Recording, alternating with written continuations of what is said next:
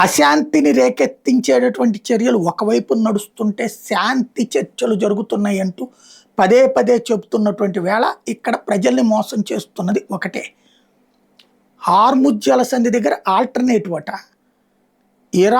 అంటే మన one way traffic టైప్లో ఇట్టించి వెళ్ళేదేమో ఇరాన్ జలాల్లో నుంచి వెళ్ళాలంట, అట్టించి వచ్చేవేమో ఒమన్ జలాల్లో నుంచి రావచ్చట.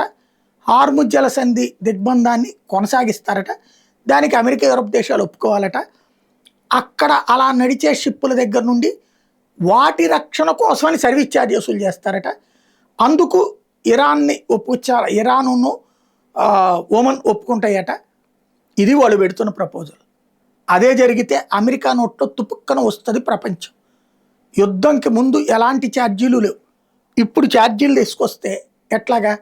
ఛార్జీలు లేకుండా శాంతి లేదని ఇరాన్ అంటోంది, ఇరాన్తో శాంతి ముఖ్యమని అమెరికా అంటోంది, అశాంతి మాత్రం కొనసాగుతుంది.